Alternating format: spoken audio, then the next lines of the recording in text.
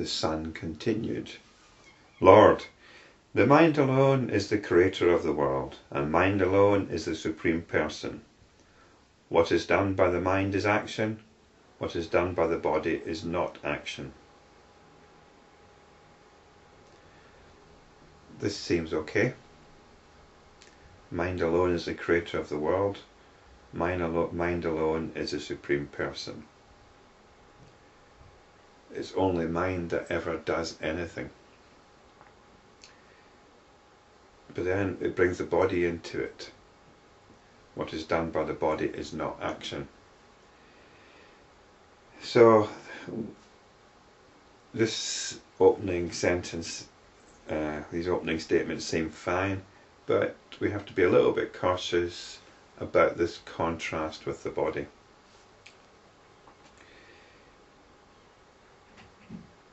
As I mentioned in the previous chapter, we're in danger of getting caught up in the Hindu ascetic belief of the dominance of mind over body, and the notion that that way lies liberation.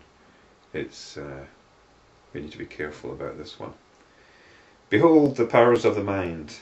By determined thinking, the sons of the holy man became creators of the universe.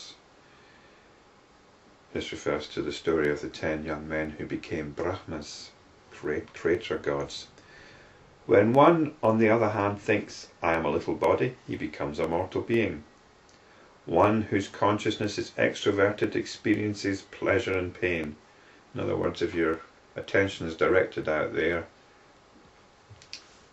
directed into the phenomenal world, you experience pleasure and pain. The yogi, on the other hand, whose vision is introverted, does not entertain ideas of pain and pleasure. So the yogi's focused on the subtle realm. Out there is the physical realm, the first of the Triloka, first of the Hindu 3 worlds. The yogi's focused on the inner realm, what we might call the imagination, or some might call the astral plane. The astral plane sounds quite exotic and esoteric, but I think we can understand the astral plane as just the ability to take your full awareness into the objects of the imagination.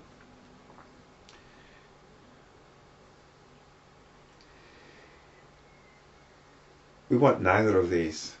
Neither of these are awareness. Neither of these relate to the third plane, which isn't a plane at all, but which is pure awareness, and it embodies, it encompasses the first two. Well, let's just say it reveals the first two as no more than notions. In this connection, there is a legend which I shall narrate to you. So we've got another story here. In the country of Magadha, there was a king named Indra.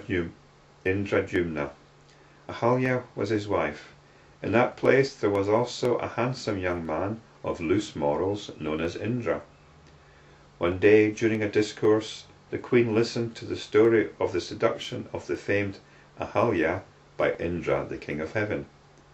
As a result, she conceived a great love for the young man Indra.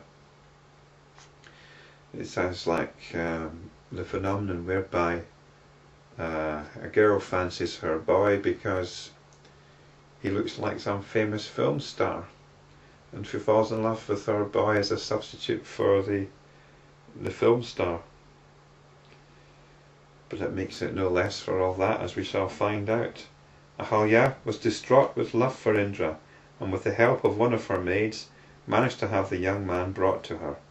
From then onwards, Indra and Ahalya used to meet each other in a secret house and enjoy themselves. Ahalya was so fond of Indra that she saw him everywhere. The very thought of him made her face radiant. As their love grew, their relationship became public, and it reached the king's ears. Sounds like Indra was actually quite devoted, and maybe his morals weren't so loose. The irate king, in an effort to break this relationship, punished them in numerous ways. They were immersed in ice cold water. They were fried in boiling oil. They were tied to the legs of an elephant. They were whipped. Indra said to the king laughingly, "O king, the entire universe to me is nothing but my beloved. So it is to Ahalya. Hence we are unaffected by all these. Sir, I am only mind, and mind alone is the individual. You can punish the body, but you cannot punish the mind, nor bring about the least change in it. If the mind is fully saturated with something, whatever happens to the body does not affect the mind. The mind is unaffected even by boons and curses, even as the firmly established mountain is not moved by the horns of a little beast. The body does not create the mind, but the mind creates the body. The mind alone is the seed for the body. When the tree dies, the seed does not. But when the seed perishes, the tree dies with it.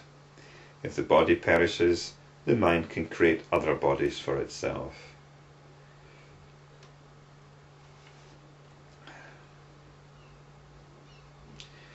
So the mind is unaffected by the body.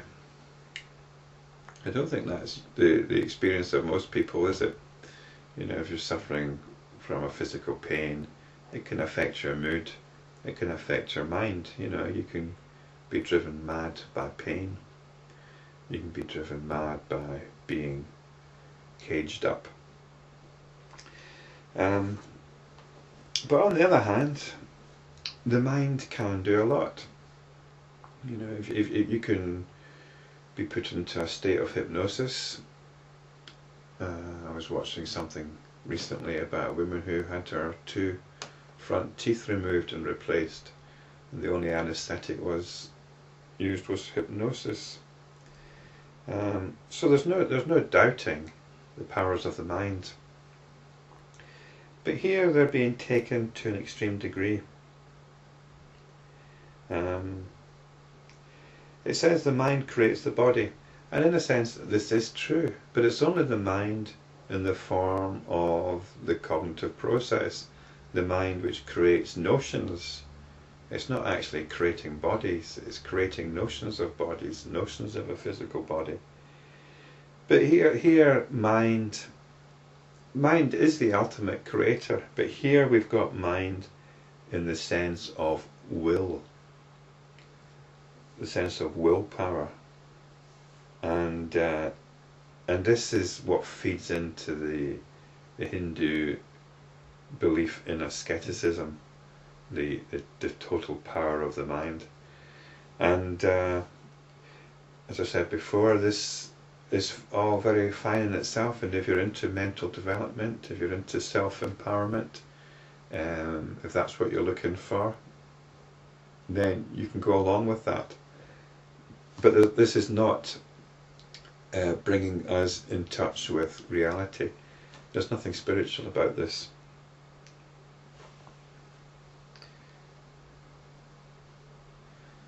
Let's continue with the story of the man of loose morals known as Indra and the Queen Ahalya.